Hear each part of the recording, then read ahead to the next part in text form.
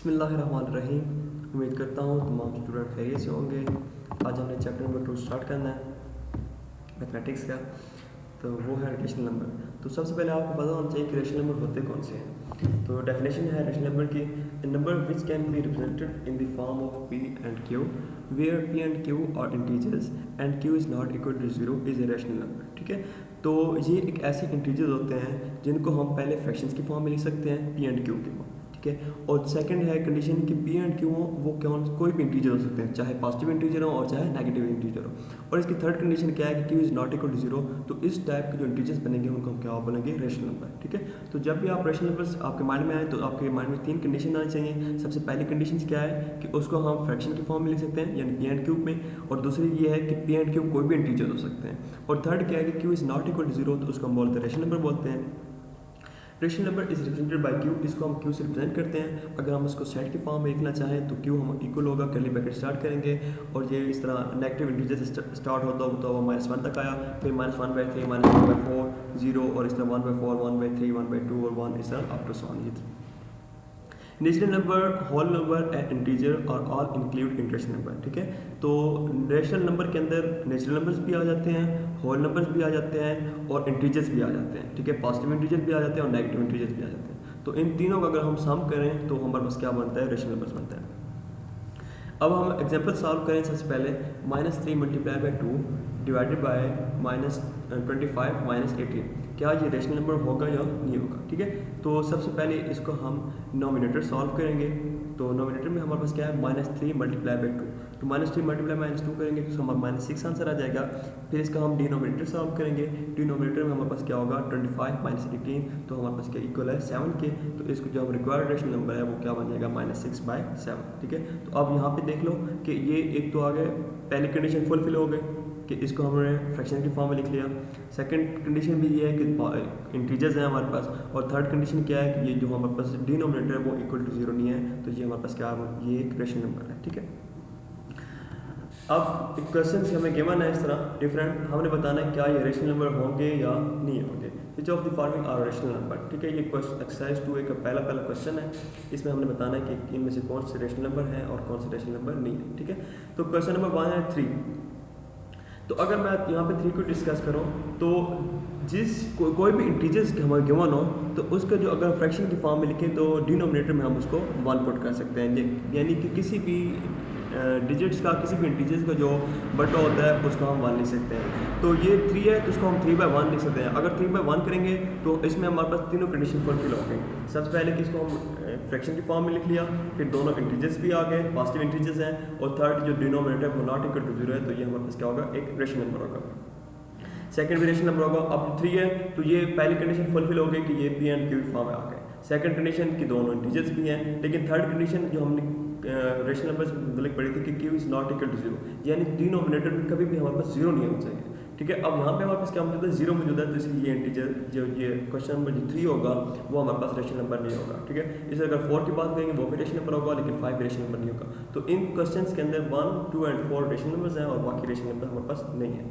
Right down the following rational number as integer. अब हमें rational numbers given है और हम उसको कन्वर्ट करना है उसके इंटीजर्स फॉर्म के अंदर। अब सबसे पहले 7/1। ठीक है, तो मैंने आपको यहाँ पहले बताया था कि कोई भी हमें डिजिट्स गिवन हो, इंटीजर्स गिवन हो, तो उसकी डिनोमिनेटर में हम 1 पुट कर सकते हैं, और ये ऑप्शनल होता है। अगर आप 1 लिखो या ना लिखो ये नेसेसरी नहीं होता कि लाजमी आपने 1 लिखना है। ठीक है, अगर आप 1 को स्किप भी कर देते हो तो जो हमें गिवन और नंबर होता है वो ऐसे लिखा जाएगा। तो 7/1 है तो उसको हम 7 लिखेंगे, इस तरह -5/1 है तो उसको -5 लिखेंगे, और -21/-1 है तो उसको हम 21 लिखेंगे। अब यहाँ पे बात आ गई कि ऊपर नॉमिनेटर और डिनोमिनेटर दोनों में हमारे पास माइनस साइन मौजूद है, तो नोमिनेटर और डिनोमिनेटर के माइनस आपस में कैंसिल हो जाएंगे, हम सिर्फ जस्ट 21/1 हो जाएगा, और जिसका हम 21 लिख सकते हैं। Right down the rational number whose numerator is -7 × 2 and whose denominator is -21 - 2। ठीक है, तो हमने कैसा रेशनल नंबर लिखना है जिसकी नोमिनेटर में हमारे पास मौजूद है -7 × 2 और डिनोमिनेटर में हमारे पास मौजूद है 21 - 2। ठीक है, तो सबसे पहले नोमिनेटर को सॉल्व करेंगे। -7 को 2 के साथ मल्टीप्लाई किया तो हमारे पास -14 आ गया। फिर हमने डिनोमिनेटर को सॉल्व किया, 21 - 2 किया तो हमारे पास 19 आ गया। तो हमारे पास जो रिक्वायर्ड रेशनल नंबर है वो क्या है, -14/19। ठीक, अब हमने right down the rational number whose denominator is 15 minus 4 and whose denominator is 37 multiplied by -2। ठीक है, हमें एक ऐसा रेशनल नंबर लिखना है जिसका नॉमिनेटर होना चाहिए 15 minus 4 होना चाहिए और डिनोमिनेटर हमारे पास क्या होना चाहिए 37 multiplied by -2 होना चाहिए। पहले नॉमिनेटर को सॉल्व करेंगे, 15 minus 4 किया हमारे पास 11 आ गया, फिर हमने डिनोमिनेटर को सॉल्व किया, 37 multiplied by -2 किया तो हमारे पास -74 आ गया। तो जो रिक्वायर्ड रेशनल नंबर क्या होगा वो 11 by -74 होगा। अब express -3/7 as a rational number whose denominator is 6। ठीक है, अब इस क्वेश्चन में ये क्या है कि हमें एक पहले रेशनल नंबर गिवन है, लेकिन हम चाहते हैं कि इस रेशनल नंबर का जो नॉमिनेटर होना चाहिए वो 3 नहीं होना चाहिए, वो 6 होना चाहिए। ठीक है, तो इसके लिए अब हमने 3 को रिप्लेस करना है 6 के जरिए। तो अब ऐसे हमें किस डिजिट के साथ मल्टीप्लाई करना होगा कि वो जो रेशनल नंबर 3 है, यहाँ पे जो 3 है वो यहाँ से कैंसिल हो जाए, स्किप हो जाए और वापस 6 हो जाए। तो वो कहते हैं think by what nominator 3 is to be multiply so that product become 6। तो हमने नॉमिनेटर में ऐसे किस चीज़ को मल्टीप्लाई करना होगा कि जो नॉमिनेटर है वो हमारे पास 6 बन जाए।